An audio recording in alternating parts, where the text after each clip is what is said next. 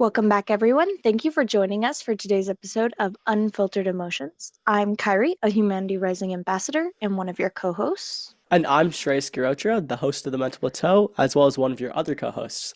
Unfiltered Emotions is a mental health podcast co hosted by Humanity Rising ambassadors Kairi Harness, Elin and Trace Girotra, featuring Dr. Michelle Magida. Hi, thank you so much for having me here. Anytime. Dr. Magida is the founder and clinical director of Therapy Etc., a group practice in Buffalo Grove, which has a mission to empower, teach, and connect. And she has over 15 years of experience in helping children and adolescents achieve social, emotional, behavioral, and academic success. Today, our topic is relationship, like dynamics and relationship boundaries.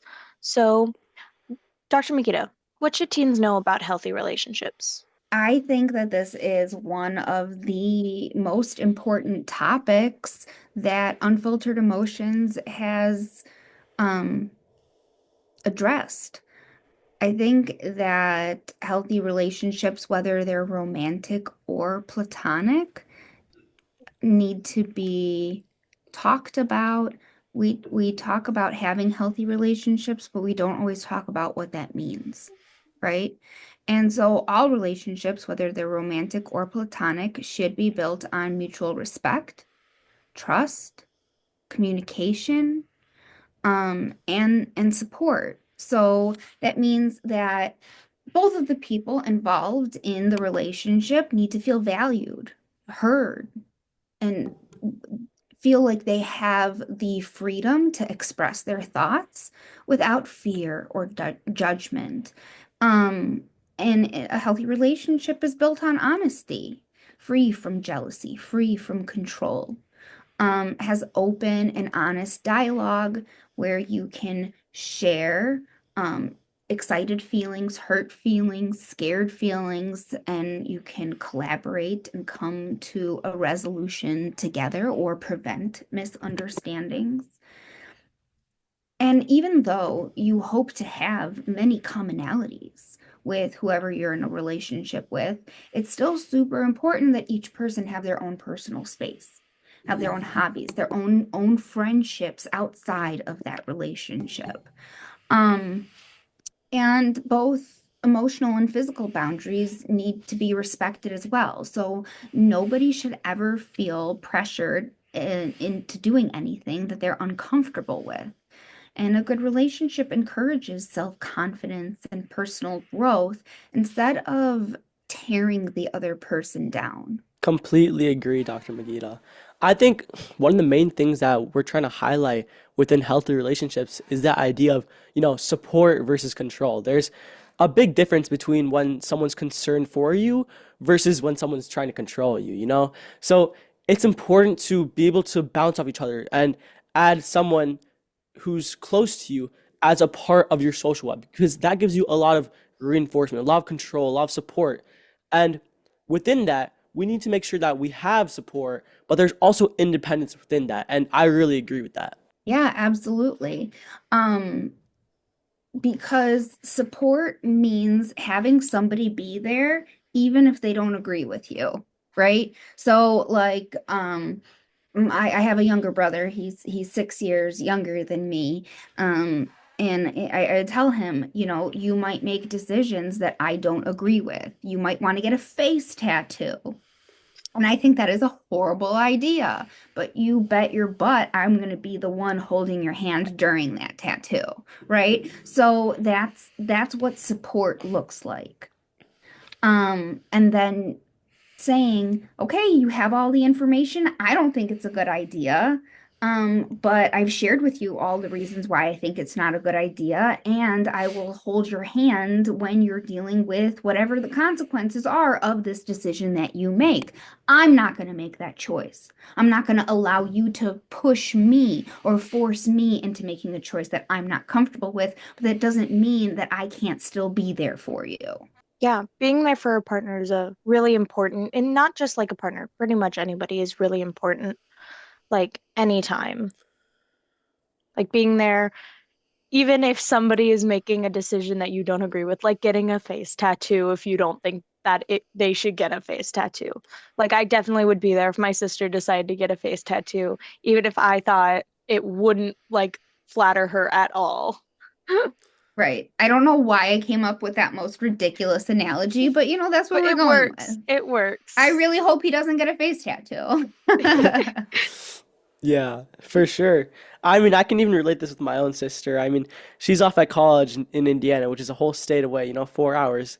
But for me, you know, is you can't really control them because they're so far away. So the only thing you can do is, support them, guide them, give them that guidance that possibly shows them the right path. And even if it doesn't do that, it can at least show that the emotional support, the emotional presence, that you're there at least. And I feel like my role as a sibling is, or even as anyone in a relationship, whether it be platonic or personal, as Dr. Magida had stated, it's just to extend that safe space that we all like to cultivate. So there's many different kinds of relationships, but like what would you define as a toxic relationship? And can you share examples of like setting boundaries, establishing healthy dynamics, and knowing when to seek help? Yeah. I think that on through movies, through media, through TV shows and things like that, we through the Disney movies with Happily Ever After, we we put these ideas and these notions of what relationships should be like on a pedestal, but I always Yeah, tell my clients, don't should yourself into a corner. Stop shoulding on yourself, right? Because a toxic relationship is one that negatively impacts a person's mental, emotional, or physical well-being. So I'm not talking about disagreeing. I'm not talking about not being able to compromise on what you're going to do this weekend. I am talking about manipulation, guilt tripping, gaslighting, controlling behaviors. I am talking about jealousy and possessiveness, where one person gets angry or insecure over like really harmless interactions. I'm talking about disrespect and criticism with constant put downs and insults or making others feel worthless. I'm talking about one-sided effort. Only one person is making an effort while the other one is completely being taken advantage of. And I'm also talking about fear and anxiety, feeling scared to express your opinion, feeling scared to set boundaries, to make choices, to allow your wants and your needs to be heard or known. And so we, in those situations, it can be really scary and it can be really hard. So, Kairi, some of the stuff that you mentioned, and that I can definitely share specific examples of, are specific things that you can do to address a relationship that you feel is not healthy or to ensure that a relationship is healthy, right? Then you can do these things and not have a problem. So setting boundaries. I'm not comfortable sharing my password. Please don't raise your voice when we argue, right? Or establishing healthy dynamics. Both partners have an equal say in decision making. Conflicts are resolved with calm discussion and not shouting and guilt tripping, where both individuals feel that they have the right and the space to feel safe in expressing their thoughts and emotions. But, yeah, but what if that's not enough? And if you're wondering if you should seek help, then seek help.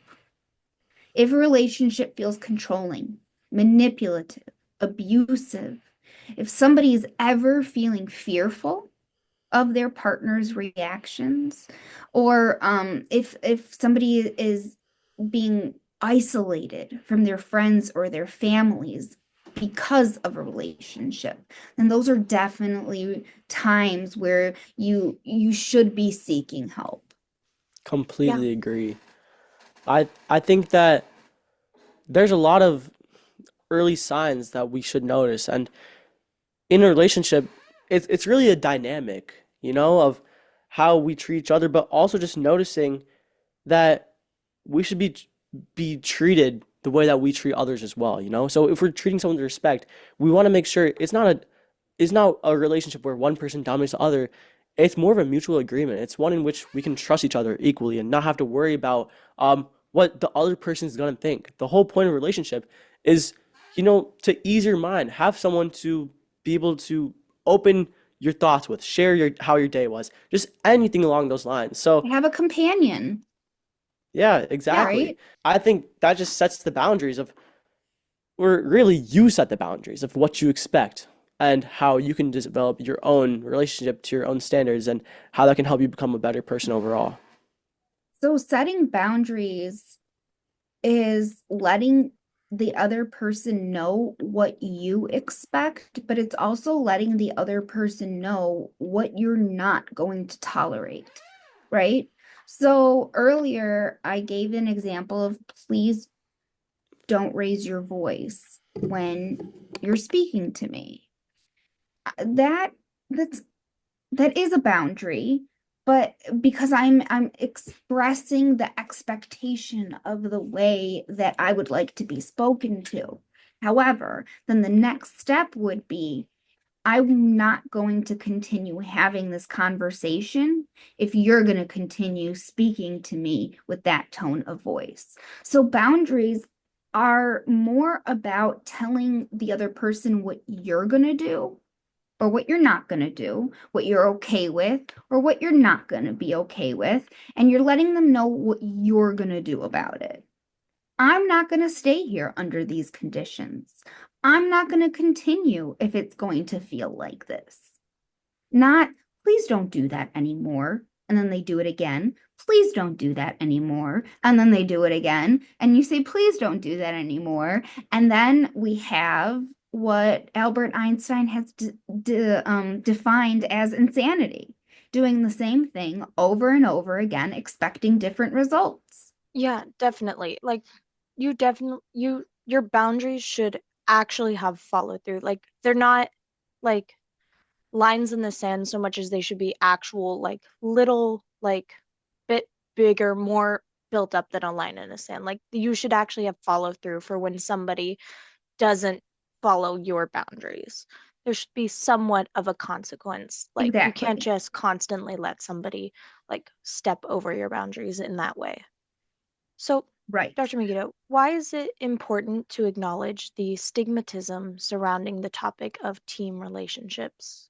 The relationships that we establish with our peers, with our friends, and the first romantic relationships that we experience in adolescence really drive the flavor of the relationships we're going to have with others throughout our lives. And so if teen relationships continue to be dismissed as not serious or just a phase, then that just leads to a lack of support, right? Then teens may hesitate talking about relationship problems because if adults continue minimizing their feelings, then they're not going to feel compelled or safe or comforted enough to share if something is going well, if something's going wrong, right? And that can lead to shame, that can lead to embarrassment. Feeling invalidated can discourage um, people from seeking help. And it can also cause teens to ignore serious issues. So, unhealthy behaviors, including emotional or physical abuse, could be overlooked because of the assumption that teen relationships aren't real. But they are very real, and they inform and what we will allow in our future relationships. And so we need to overcome the stigma. We need to encourage open conversations between peers, between teens and adults. We need to have these important, safe conversations to say it's not all easy. It is uncomfortable being confrontational, and it's okay to be confrontational if you're standing up for yourself, right? We can overcome the stigma by educating teens of what healthy versus unhealthy behaviors and relationships actually look like, because guess what? You don't know what you don't know, right? One of the things I've learned in my over 20 years of working with kids and schools and parents and families and all that stuff is common sense isn't common. And so we can't make assumptions in what we think other people know, think, or feel, right? So we need to be better about providing judgment-free spaces for teens to be able to discuss all of these concerns. I completely agree. And I think sometimes, yeah, there's definitely a lot of stigmatism about, oh, teen relationships aren't serious, you know? For me, in my perspective, I feel like teen relationships encourage, early awareness. I mean, the stigma around serious relationships, um, it's an issue at a young age that can make people like feel that their experiences don't matter. Every experience since the beginning is a learning point, especially these relationships. By doing these relationships in the beginning, they can foster the one that they have and make it even stronger. Or if that relationship doesn't work out, they can revitalize or reutilize that experience, the knowledge they pick from it, to learn how to approach similar situations in the future. How can they enter relationships in the future with a more enhanced mindset that's more resilient towards anything that happens. So I definitely think that stigmatism right now is harmful because it's important to foster those relationships, to foster them to, um, take away learnings from each and every one of them. You just like hit the nail on the head. I think that there's this idea of, if I were to break up with my partner or my significant other, then that relationship failed. If that relationship failed, therefore I am a failure. But that's not the best way of looking at it. Instead, what you said, Shreyas, is spot on. Recognizing that each experience and each opportunity and each relationship is the gift of us learning more about ourselves, more about what we want, more about what we're okay with versus what we're not okay with, so that we can then make more informed decisions the next time. And yeah, making those um, informed decisions are really important. And you definitely don't want to think of a relationship from like if it doesn't work, it's a failure. Because I feel like that makes it seem like that help doesn't help with the stigmatization that it's like a game. Like whenever you're a teenager, it's just like it's not real, it's just like a little thing that happens. Like it's not something to win or to lose. Absolutely. Yeah.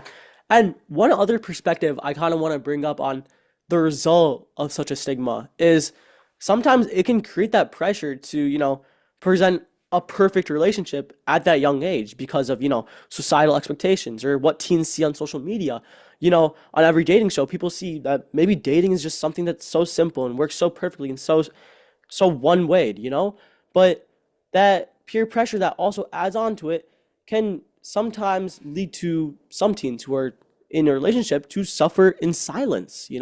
So it's important that we reduce this stigma because that will reduce the shame and it'll encourage honest conversations. It will encourage that we stay away from what could be manipulative or what could be abusive. And if we do face those situations, then we can make it a learning experience as I keep on trying to, build that idea. So I think there's definitely a lot to learn from removing the stigmatism around the topic of teen relationships. But Dr. Magida, what do you think are some relationship red flags that teens can use to prepare for future ones? Yeah, so there are definite warning signs of an unhealthy relationship. Jealousy and possessiveness. So if someone is getting angry with their partner or when their partner is spending time with other friends, um, uh, uh, showing lack of respect, dismissing feelings, opinions, or personal boundaries. Another red flag would be control issues. So excessively checking in or dictating who someone can talk to or controlling clothing choices. Another red flag would be frequent criticism, constantly putting the partner down or making them feel unworthy. Uh, when we were talking about lack of respect and dismissing feelings, that can also be gaslighting, making the other person doubt their feelings or their memories.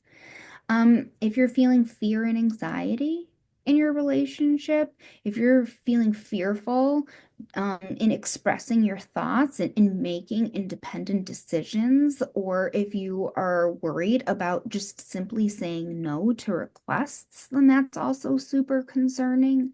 And then ultimately, safety is first and foremost.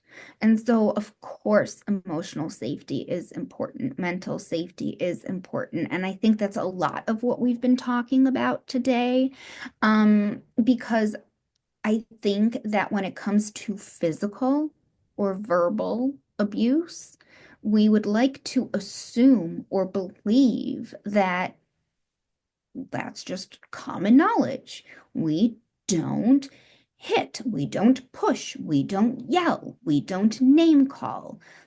Those things are not acceptable. And I'm here to say, don't make assumptions, right? So please know that any physical or verbal abuse is not acceptable and should definitely be addressed immediately. Yeah, most definitely. And I know that like the common knowledge just sometimes isn't that common. Like we shouldn't people shouldn't name call in a relationship, stuff like that. Like yeah, but some people don't know when it's happening. Some people may not realize that that's what's happening. You may think it's just playful. That's just like a joke. Like he or she is just being funny when really it's something deeper and like not as like superficial as it may seem. In those moments, I say trust your gut. Listen to that voice inside your head. If you're questioning whether it's okay, it's probably not okay.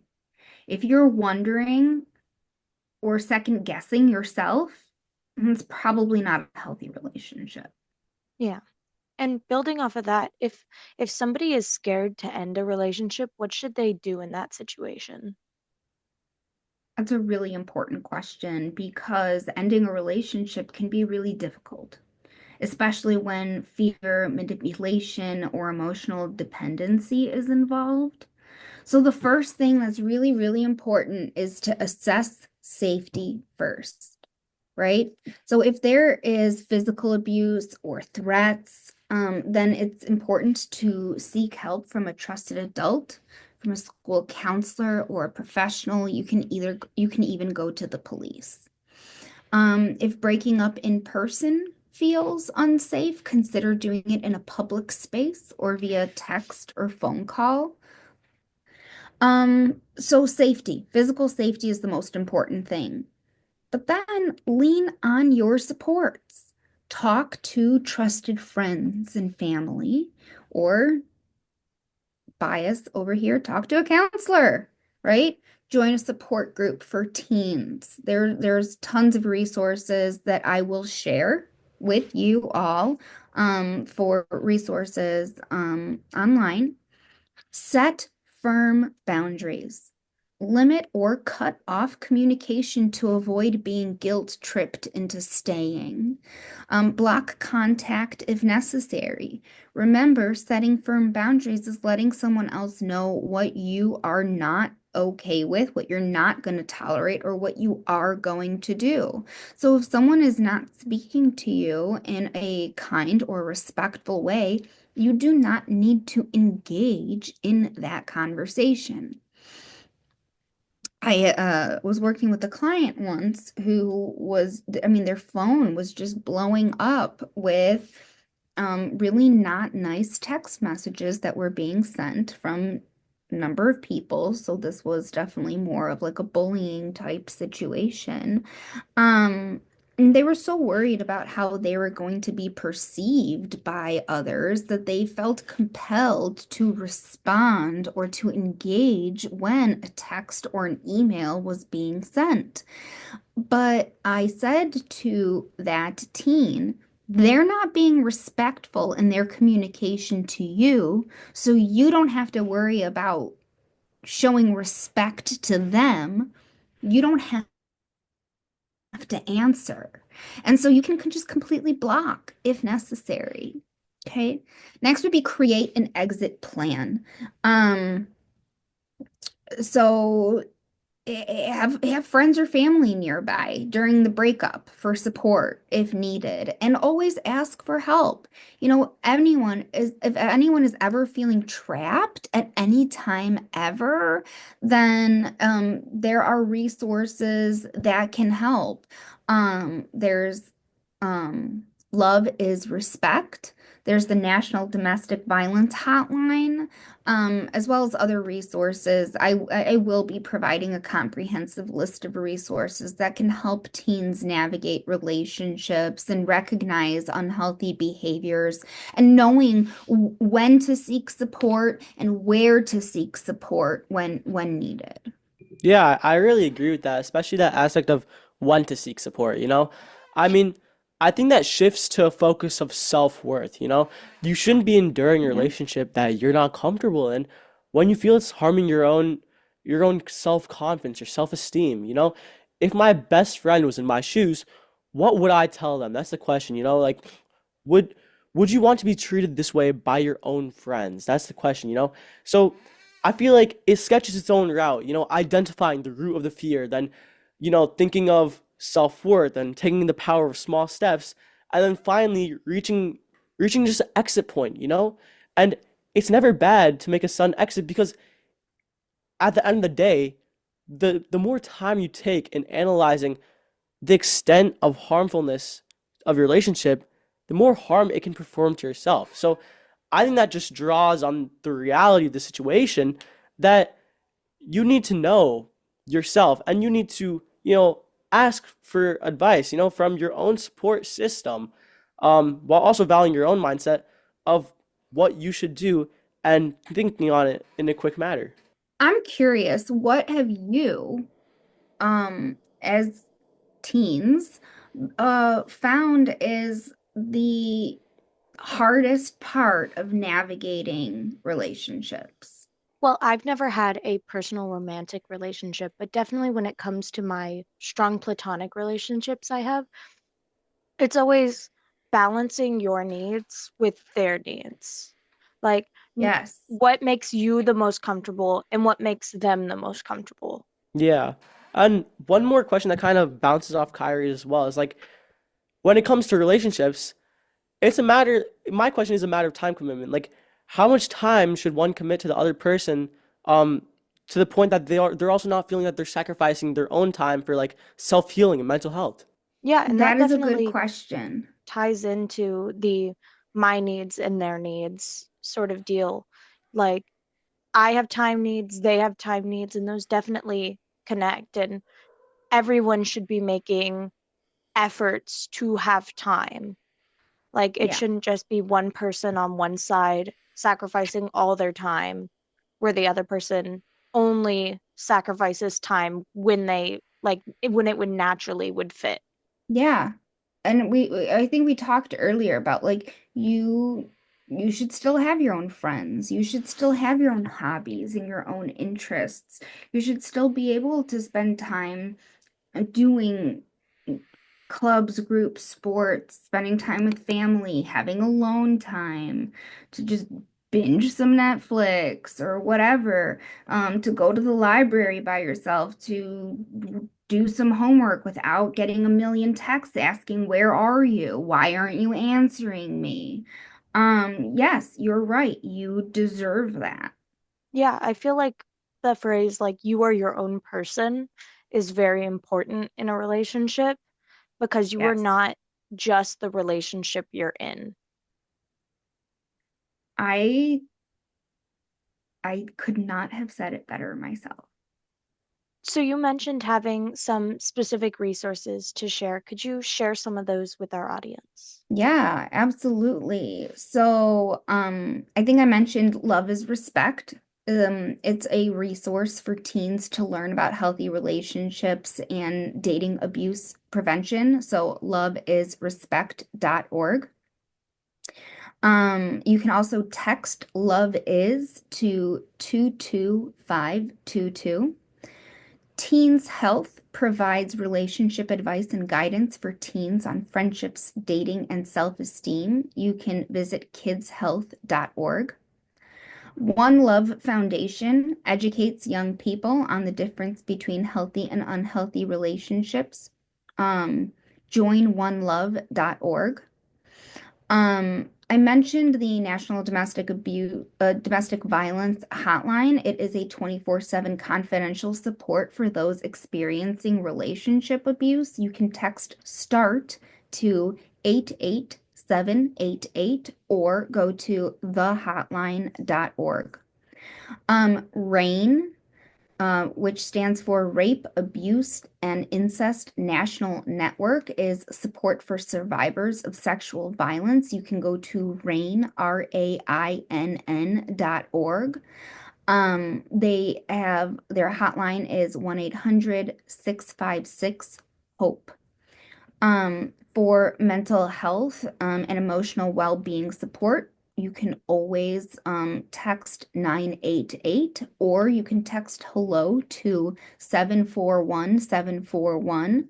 The Trevor Project is crisis support for LGBTQ plus teens dealing with relationship issues, identity struggles, or emotional stress. You can visit thetrevorproject.org or text START to 678-678. Um, and the JED Foundation is mental health and relationship support for young people. You can visit JED foundation.org. Yep. And then outside of those resources, in terms of just self growth and also just, getting to know a little bit more about yourself, I think some other things you can also visit is some books that actually help you a lot in understanding your own mind. One of the books I'm actually reading right now is Can't Hurt Me by David Goggins. And in that book, I feel like it also shares a lot that can be helpful to people, facing this own scenario. Um, and this book is actually about, mastering your own mind and defying the odds. And in this, David Goggins, who's now a Navy SEAL and a well-known military officer, was able to dodge his own challenges and balance his own family dynamic. While he grew up with an abusive parent and, not very stable siblings, he was still able to, take away his learnings from his experiences with his own family to start his own family based off what he expected and what he wanted to imagine, what he wanted to grow on into the future, not carrying on generational trauma. So I think, in addition to many of the sites that Dr. Magida said, which are very useful, it also helps to, read some books and keep posted on how we can grow in the meantime. So, yeah. That's an excellent suggestion. Yeah. Yep. Well, Dr. Magida, thank you so much for joining us and your passion to help youth enhance their mental health and overall well-being. It Um, is my pleasure. And like I said, this is a really, really important topic. yeah, it is so important. Also, thank you, listeners. If you have a topic or question you'd like us to cover, feel free to email us at students@humanityrising.org. Join us next time as we continue exploring more unfiltered emotions. See you soon.